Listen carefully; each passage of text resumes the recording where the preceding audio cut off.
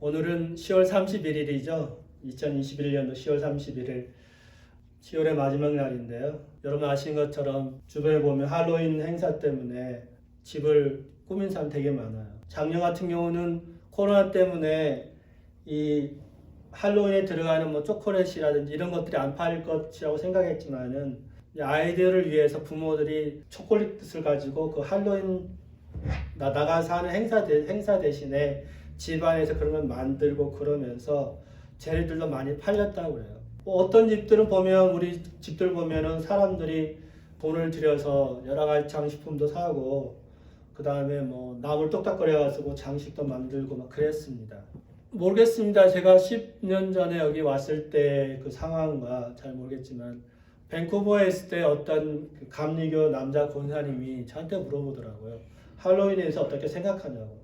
그럴 때는 저는 이제 그때는 저한테는 할로윈에 대해서 뭐 깊이 생각해 보지도 않았고 한국에서는 이 할로윈에 대한 문화가 그렇게 널리 퍼져 있지도 않았고 그렇기 때문에 그 당시에 저는 이 살고 죽는 문제, 생존해야 되는 그런 환경 속에 있었기 때문에 별로 이렇게 생각해 볼 겨를이 없었습니다. 단지 좀 거슬렸던 것은 이제 밴쿠버에 살다 보면 여름에 사람들이 짧은 옷을 입고 다니면서 타투하는, 그러니까 문신이 너무 많기 때문에 그게 참 거슬리긴 했는데 이 할로윈까지 생각해 보지는 못했습니다. 근데 이 할로윈이라는 그 문화가 너무 우리 삶 가운데, 생활 가운데 깊이 들어와 있죠. 그래서 이제 아마도 오늘 밤에 저희 가정은 불을 끄고 아래층에 가서 새까맣게 그냥 밑에만 살짝 불 켜놓고 아마 있을 것 같긴 한데요. 아이들이 부모님이랑 돌아다니면서 트리트 뭐 이런 거 하는 것 같아요. 그래서 저도 잘 모르겠는데 찾아봤어요. 찾아봤더니 이 트리트란 말이 그 단어 속에 사탕, 뭐 캔디라는 의미도 갖고 있다고 그래요. 그래서 혹은 이제 돈이라는 의미도 갖고 있다고 그러는데 캔디를 달라고 이제 두드리는 거죠. 집집마다 돌아다니면서.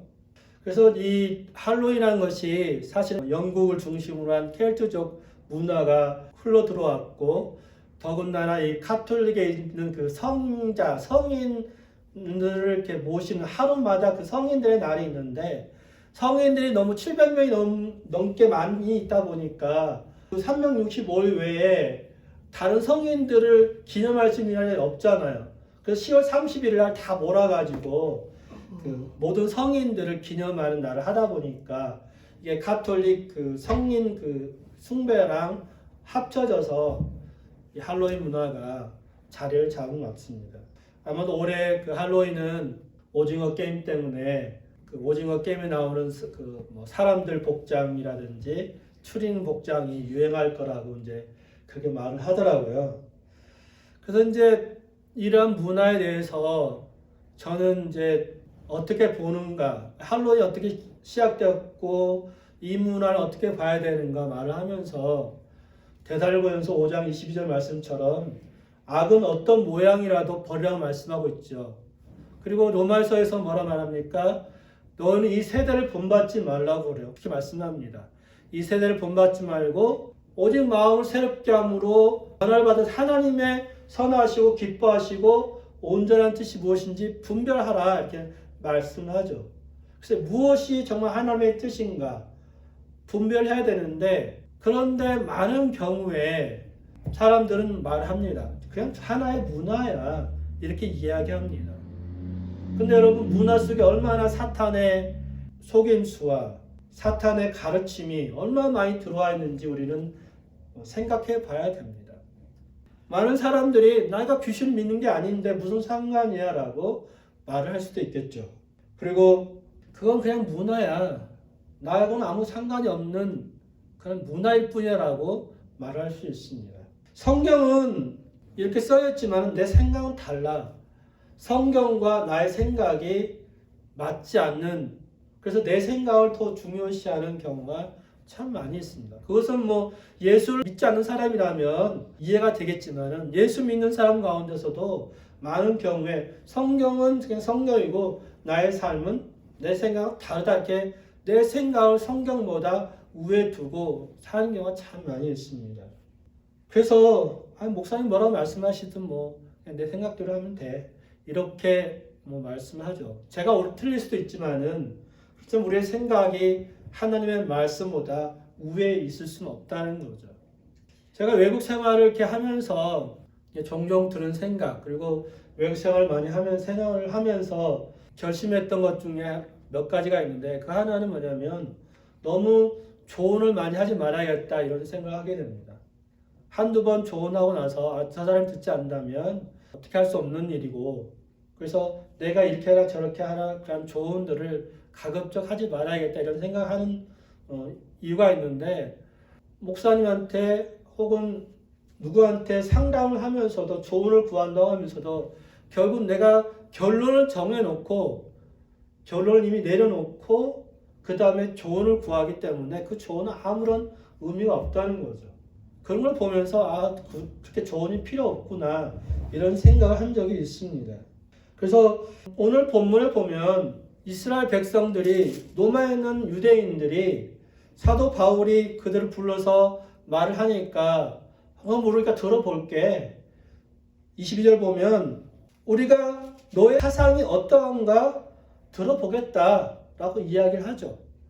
그런 것처럼 들어는 보겠다. 그렇지만은 들어보고 우리가 그것을 따르든지 믿든지 안 믿든지 우리가 결정하겠다라고 말을 하고 있죠. 물론 옳은 말입니다. 그렇지만은 그 마음 한 구석 속에서는 벌써 오늘 20절 말씀처럼 어디든지 반대를 너희들은 받고 있잖아. 그래서 우리도 어쩌면 반대할까라고 하나의 벽을 이미 쌓아놓고 말씀을 듣고 있는 거예요. 근데 한번 들어는 줄게. 그렇지만 강요는 하지 마. 들어는 줄게. 나한테 그걸 하라고 푸시는 하지 마. 이렇게 이미 마음으로 결정해놓고 말씀을 듣습니다. 유튜브를 듣다 보면 많은 대부분의 사람들이 좋아요, 구독 버튼 꼭 눌러주세요 말을 한 마디씩 합니다. 저는 거의 사실 안 누르는데요. 구독하는 건 있지만은 좋아요 버튼 잘 안 눌러요. 저 같은 사람이 있으니까 좋아요 버튼 눌러달라고 하겠죠. 근데 내가 들어줄 테니까 나한테 그 좋아요 버튼 강요는 하지 말라는 것처럼 어떤 내 귀로는 듣겠지만은 그 마음으로서는 아직까지 받아들이지 않는 경우가 많다는 거죠. 굳이 이 말씀이 아니어도 이 세상 삶 가운데 참 많이 그렇습니다. 제가 오늘 이 말씀하는 것은 이제 사도행전을 마쳐가면서 사도 바울이 복음을 전할 때 가장 먼저 우선적으로 했던 것이 뭐냐면 먼저 이스라엘 백성에게 복음을 전하는 일에 우선을 두었습니다. 우리 성경 갖고 계신 분들 로마서 1장 16절 말씀 보면 내가 복음을 부끄러워하지 아니하노니 이 복음 모든 믿는 자에게 구원을 주신 하나님의 능력됨이라. 먼저는 유대인에게요 이렇게 말합니다. 그러니까 복음을 사도 바울은 유대인에게 먼저 전하는 것에 계속 애를 썼어요. 복음 전한 유대인들이 복음 전을 듣고 그들이 구원받기를 사도 바울은 끈질기 소망했고 또 계속해서 로마에 가서도 유대인들을 불러서 복음을 전하고 하나님 나라를 이야기하고 예수님을 증거하고 그렇게 했습니다. 그런데 많은 경우에 사도 바울의 메시지가 하나님 나라의 복음의 메시지가 받아들이지 않아요. 그런 것처럼 어쩌면 우리 그리스도인들 안에 있어서도 그러한 일들이 많이 있다는 거죠. 굳이 어떤 예수 그리스도의 복음이 아니어도 설교 가운데 들려지는 하나님의 말씀에 대해서 그것에 대해서 마음의 벽을 쌓아놓고 듣다 보면 그 말씀이 내 것이 되지 않은 경우가 많이 있습니다. 오늘 이 시간 정말로 하나님의 말씀에 대해서 열린 마음으로 우리가 다시 한번 복음 메시지를 받는 시간이 되었으면 좋겠고요. 정말로 마음으로 주의 음성을 듣는 복음을 듣는 성도들이 되셨으면 좋겠습니다. 사도 바울은 여러분이 그림 보시는 것처럼 이제 예루살렘에서 가이사를 통해서 이제 계속 이 항해길 가운데 석 달간의 유로굴라와 그 광풍 가운데 고통당하고 석 달 만에 머물러 있던 섬에서 나와서 결국 이제 로마까지 이르렀습니다. 로마까지 이뤘는데 사도 바울이 사실 로마로 오고자 했던 여러 가지 이유가 있지만은 그 이유 가운데 하나는 로마에서도 복음을 전하기 원했지만은 그 당시 소위 땅끝이라 말하는 스페인에 가서 복음을 전하기를 원했습니다. 로마서 15장 22절이나 15장 23절 28절을 보면 사도 바울이 너희와 함께 교제를 나누고 로마에서 교제를 나누고 너희의 그 보냄을 받아가지고 서머나 지금 말하는 스페인에 가서 내가 복음을 전하기 원한다라고 사도 바울은 이 로마서를 통해서 이미 이 로마 성도들한테 이야기를 했습니다. 그래서 이 로마 교회에게 갈 때에 사도 바울이 그냥 가는 것이 아니라 28절에 보면 그리스도의 충만한 복, 그리스도의 충만한 복은 무엇입니까? 구원의 은혜이죠. 구원의 메시지를 가지고 너희한테 가가지고 복음을 전하고 그걸 나누기 원한다는 거죠. 이런 사도 바울의 그 계획, 그 소망이 그동안 막혔습니다. 다시 한번 여러분이 로마서 1장 말씀을 보시면 1장 10절 말씀, 13절 말씀 한번 보십시오. 우리 같이 로마서 1장 13절 읽겠습니다. 형제들아, 내가 여러 번 너에게 가고자 하는 것을 너희가 모르기를 원하지 아니하노라. 이는 너희 중에서도 다른 이방인 중에서 같이 열매를 맺게 하려 함이로되 지금까지 길이 막혔거든. 지금까지 길이 막혔다라고 말합니다. 사도 바울은 여러 번 로마로 가기를 원했지만은 길이 막혔기 때문에 그동안 가지는 못했습니다. 그래서 하나님이 기회를 주시면, 은혜를 주시면 로마에 갈 텐데 그 로마에 가게 되면 우리 다시 한번 13절 말씀 읽은 것처럼 로마에 가서 너희에게 신령한 은사를 나누고자 함이에요. 다시 말해서 성령의 선물을 너희와 함께, 성령의 은사, 성령의 선물을 너희와 함께 나눔으로 말미암아 너희를 위로하고 견고하게 세워가지고 그래서 너희가 위로를 받고 믿음의 안위를 받도록 하는 것이 사도 바울이 로마에 가고자 하는 목적이었습니다.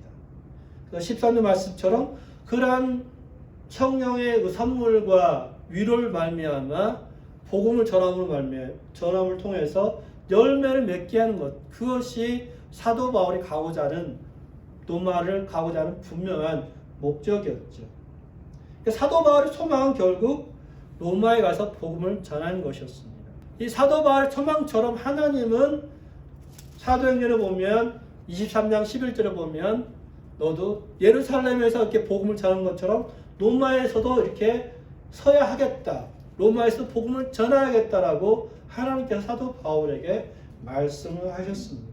그 사도 바울이 오늘 드디어 후송돼서 죄인의 몸이지만 포로의 몸이지만 후송이 되어서 로마까지 가게 됩니다. 사도 바울이 로마에 가서 거기서 이제 형제들을 만나고 유대인들에게 복음을 전하는데 참 신기한 것은 죄인의 몸인데 사도 바울이 로마에 가서 가택연금을 합니다. 감옥으로 가는 것이 아니라 그냥 가택에 연금되어 있어서 군인 한 사람의 감시 아래 누구든지 만날 수 있도록 허락이 되죠. 16절에 보면은. 그렇죠? 그리고 오늘 사도행전 28장 30절 보면은 사도 바울이 새 집을 얻어가지고 거기서 2년 동안 하나님의 나라와 예수 그리스도의 복음을 증거했다라고 말씀을 보여줍니다. 사도 바울이 예루살렘에서 가이사라로 그 백기를 통해서 로마까지 왔는데 여러분 그 과정 한번 돌아보십시오. 그 과정마다 하나님이 로마의 백부장이나 혹은 많은 사람을 통해서 사도 바울이 자유롭게 형제들을 만나고 돌봄을 받고 필요한 것들을 공급받고 그런 과정이 있잖아요. 그렇죠? 그런 과정 가운데 한번 생각해 보십시오. 죄인이라면 그런 것이 쉽지 않을 텐데 로마까지 후송되는 과정 가운데 계속해서 사람을 통해서 보호를 받고 위로를 받고 형제들과 교제하고 자유롭게 움직일 수 있고 이런 것들이 다 하나님의 그 보호 가운데 있었음을 통해서 결국 하나님이 사도 바울을 보호하시고 또 사도 바울이 로마까지 오게끔 인도하시는 하나님의 계획을 우리는 계속해서 볼 수 있습니다. 그 속에서 하나님께서 로마에서도 이렇게 형제들의 도움과 보호 속에 복음을 전할 수 있도록 하나님께서 유료해 주시고 암시를 해 주시는 거죠. 격려를 해 주시는 겁니다. 우리가 살아가면서 이 사도 바울이 16절 말씀처럼 이 군인과 함께 따로 있게 허락받는 것, 따로 보호를 받으면서 자유롭게 생활할 수 있는 것처럼 우리가 살아오면서 우리 삶이 얽매인 것 같고 자유가 없는 것 같지만은 뒤돌아보면은 이것도 감사하다. 저것도 감사하다. 내가 막혀있는 것 같고 아무것도 할 수 없는 것 같은데 누군가를 통해서 하나님이 일하시고 도움을 주시고 이끄시는 거 너무 감사하다. 이런 것들이 잘 살펴보면 너무 많다는 거예요.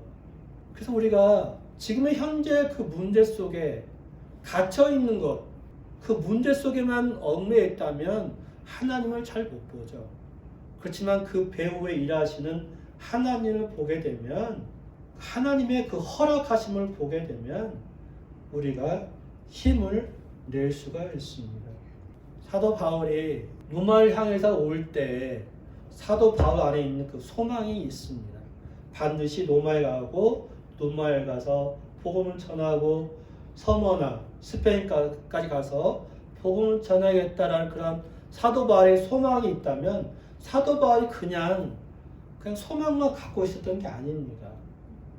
로마서 1장 9절 보시면 내가 그의 아들의 복음화에서 내 심령을 섬기는 하나님이 나의 증인이 되시거니와 항상 내 기도에 쉬지 않고 너희를 말하였다라고 말합니다. 항상 이 로마에 있는 성도들을 기도 가운데 그들 위해 기도했고 그 기도 가운데 10절 말씀처럼 그들한테 가기를 원하고 소망을 했습니다. 그렇기 때문에 지금 하나님께서 그 마음에 소원을 주셨기 때문에 기도하면서 그것을 준비하게 된 것이죠. 우리가 빌립보서 2장 13절 말씀 같이 한번 읽겠습니다. 세 번역 말씀인데요.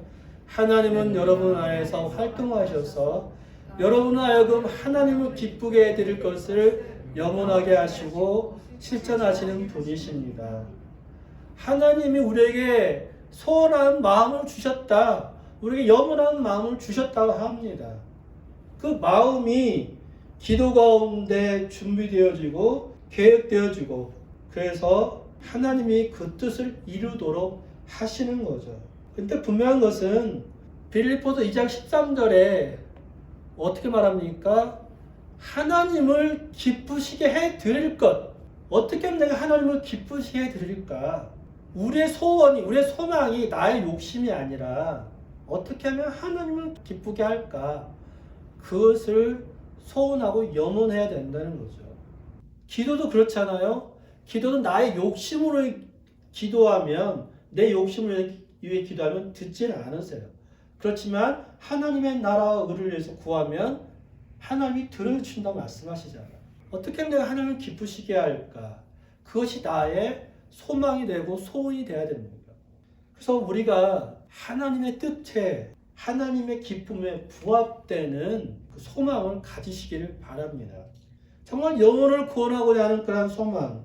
그래서 우리의 직장이 내가 무엇을 할 것인가, 어떤 길로 갈 것인가에 결정하는 데 있어서 그 직장이 생명을 구원하고 영혼을 구원하고 하나님의 사랑을 전할 수 있는 그런 곳으로, 그런 삶의 축복의 통로가 되어야 되는 겁니다.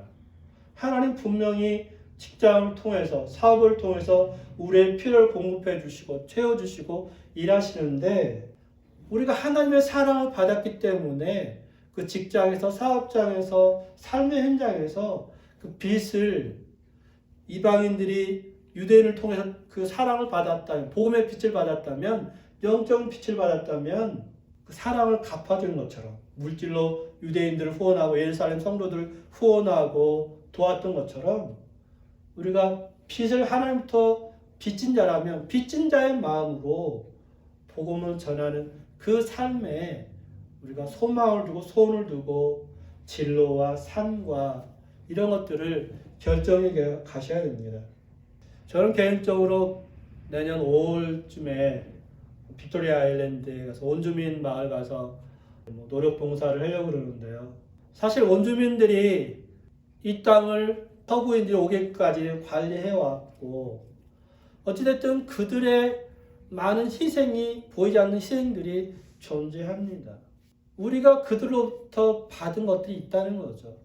우리는 원주민 정부에서 원주민들 많이 구제하는 것들, 달달이 얼마씩 주는 것도 보면 참 원주민들이 삶이 참 편하다라고 생각되어지지만 그렇지만 한편으로 그들이 받은 고통들을 또한 이해하면서 우리가 그들로부터 받은 빚이 있기 때문에 줄 수 있는 그런 마음도 필요하지 않을까 이런 생각도 해보게 되는데요.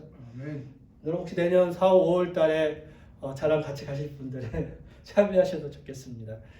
우리가 하나님의 그 뜻에 부합된 소망을 가진다면 더불어서 우리는 또 하나님의 그 말씀에 열려진 자세를 가져야 됩니다. 사도 바울이 로마에 가서 이제 그 로마에 있는 여러 유대인 그 지도자들을 높은 사람들을 불러가지고 이야기하죠. 왜 자기가 죄인이 되어가지고 호송을 해서 로마에까지 왔는지를 이야기를 합니다. 그러면서 나는 19절에 보면 내가 유대인들을 고발하려고 한 것이 아니라 그냥 유대인들이 나를 반대하기 때문에 나는 상수한 것 뿐이다라고 사도 바울이 이야기합니다. 그러면서 분명히 20절 사도 바울이 뭐라 말합니까? 이스라엘의 소망으로 말미암아 내가 이스라엘 사슬에 매임되었다라고 이야기를 하죠. 내가 매인 이유는, 내가 붙잡힌 이유는, 내가 죄인이 된 이유는 이스라엘의 그 소망, 그것 때문에 붙잡혔다고 말합니다. 이스라엘 소망이 무엇이죠? 구원자 메시아가 오는 겁니다. 그래서 구원자 메시아가 와서 자유를 주는 거예요. 이스라엘 백성이 생각했던 그 구원자 메시아는 로마와 이방인의 압제로부터 해방시켜주는 메시아를 구하였습니다. 그렇지만 진정한 그 자유는 메시아로 오신 예수를 믿을 때 자유가 있는 거죠. 사도 바울이 복음을 전할 때 23절 말씀처럼 사도 바울이 하나님 나라를 증언하고 구약의 그 율법과 선자의 말을 가지고 예수님에 대해서 전하였습니다. 그런데 어떤 사람들은 믿었고 어떤 사람들은 믿지 않았습니다. 예수를 믿는 사람들한테는 예수로 인한 그 자유가 있지만 믿지 못하기 때문에 아직도 로마의 그 압제에 눌려있는 사람들이고 또한 죄에 눌려있는 죄로부터 자유하지 못한 사람으로 살아갑니다. 사도 바울이 그런 사람들을 보면서 26절에 이사야의 말씀을 가지고 말씀을 전하게 되죠. 우리 같이 26절, 27절 말씀 같이 읽겠습니다. 본문 26절, 27절입니다. 이 백성에 가서 말하기를 너희가 듣기는 들어도 도무지 깨닫지 못하며 보기는 보아도 도무지 알지 못하는도다.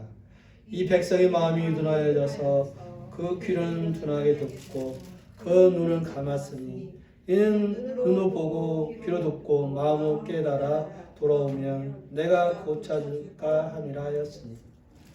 네, 지난 주간에 저희 가정이 성경 읽기를 하면서 이사야서를 읽었는데요. 백성이 하나님이 이사야서 6장을 보면 이사야 6장 펴보시면 초반절에는 그 하늘나라의 스랍들이 하나님을 찬양하는 모습을 봅니다. 그리고 이제 이 이사야가 그의 죄를 보여야죠. 그래서 7절에 보면 이사야 6장 7절에 보면 그것은 내 입에 대매 이르되 보라 이것이 내 입에 닿았으니 내 악이 제하여졌고 내 죄가 사하여졌느니라. 그 죄의 모습을 보면서 나는 이제 죽게 되었구나 말할 때 그 스랍 중에 하나가 날아와서 부젓가락으로 그 입술에 대죠.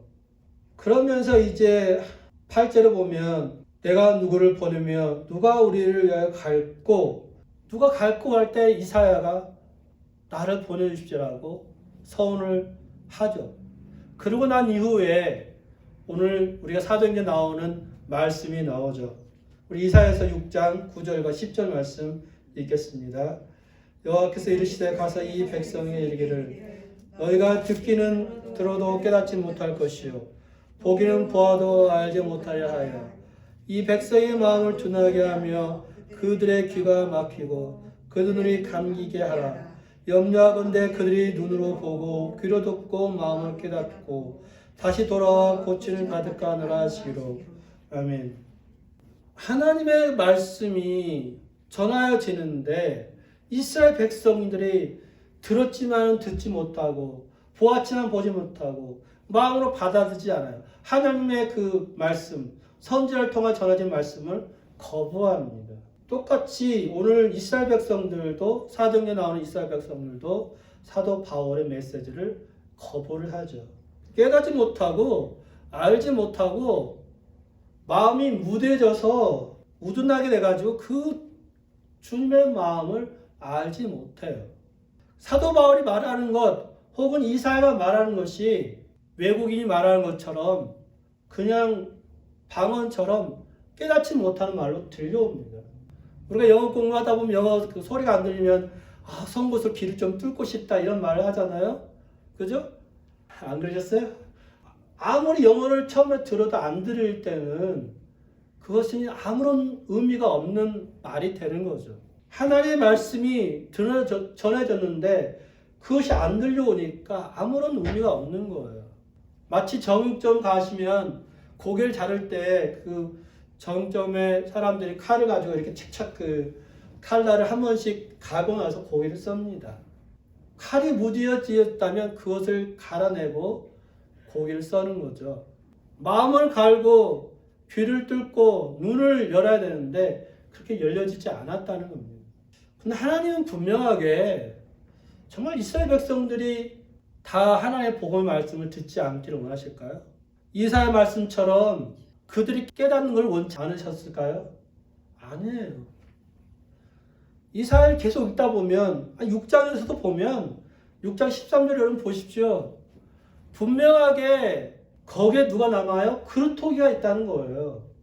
그루터기가 있어서 거기서 다시 새 손이 나오고 새로운 뿌리 안에서 새로운 열매, 새로운 나무가 생기는 것처럼 그루터기가 존재한다는 거죠. 똑같습니다. 로마서도 보면 사도 바울이 이스라엘 백성들 이야기할 때 11장에도 보면 그 남겨진 자로 구원을 받도록 하기 위해서는 그렇게 하나님이 이방인을 통해서 시기하게 하시는 것이 하나님의 구원 계획이에요. 코로나 이 상황 속에서도 지금 이스라엘에 흩어져 있던 유대인들이 예루살렘으로 이스라엘로 돌아옵니다. 이게 이제 알리야 운동이라고 그러는데요. 이 알리야란 말이 하늘, 누각, 다락, 사닥다리, 계단 이런 의미가 있는데 그 말은 시온산에 올라간다. 예루살렘에 올라갈 때 쓰이는 말이 예루살렘으로 돌아간다는 거죠. 예루살렘 귀환 운동이 알리야 운동이에요. 그런데 올해 한 31% 정도 작년보다 더 증가했다고 해요. 그 말은 지금 계속해서 예루살렘의 회복을 위해서 많은 교회들이 계속해서 일하고 있고 돕고 있고 협력하고 있는 거죠. 물론 이스라엘도 그런 일을 하지만은 많은 기독교인들이 교회들이 그런 일을 통해서 하나님 나라가 속히 이 땅에 오기를 준비하고 있습니다. 왜요? 남겨진 자를 통해서 구원하신 하나님의 계획이 그 알리야 운동을 통해서 예수 믿었던 사람들이 이스라엘에 가서 이스라엘에 정착하면서 그 이스라엘에 있는 사람들에게 예수님을 전하도록 하기 위해서 그 알리야 운동에 동참을 합니다. 바로 구원이 그들에게 전해지도록 하기 위해서 그렇게 하는 거죠. 다시 오늘 본문 말씀 돌아오면 여러분 우리가 하나님의 말씀을 듣습니다. 우리가 복음을 듣습니다. 그 성경을 읽습니다. 근데 그 말씀이 무딘 칼날처럼 우리 마음을 쪼개지 못한 그런 말씀이 아니라 우리를 새롭게 하는 말씀이 되어야 됩니다. 오늘 본문의 말씀 가운데 28절 말씀이 뭐라고 말씀합니까? 하나님의 구원이 이방인들을 보낸 줄을 알라. 그들은 그것을 드리라 하더라 말씀합니다. 이방인 그들이야말로 복음의 말씀을 들을 것이다라고 사도 바울이 이야기하는 것처럼 여러분이 그들이 되시기를 원합니다. 이 세 번역에서는 그들이야말로 이렇게 표현합니다. 이 사람들이야말로, 이 이방인들이야말로 복음을 듣고 받아들일 것이라고 말씀합니다. 그런데 그 이방인, 그들이 과연 누가 될 것인가? 그게 참 중요한 문제이죠. 내가 그 이방인이 그들이 돼야 되는 거죠. 그래서 내가 그 말씀을 받는 사람들이 되기를 원합니다. 정말로 굴의 말씀 듣고 하나님의 말씀에 순복하는 그 사람이 되셔야 됩니다. 내 생각, 내 의지, 혹은 내 고집, 혹은 내려놓지 못하는 그런 사람들이 아니라 정말 100% 하나님의 말씀에 순복하는 그 사람이 여러분이 되십시오. 하나님의 말씀이 아멘으로 받아들여지는 그 사람이 여러분이 되십시오. 또 그 사람이 저가 되기를 원합니다. 또 그 말씀이 이 말씀 듣고 있는 성도들, 온라인 예배드리는 모든 성도들 여러분이 되시기를 이 시간 축원합니다.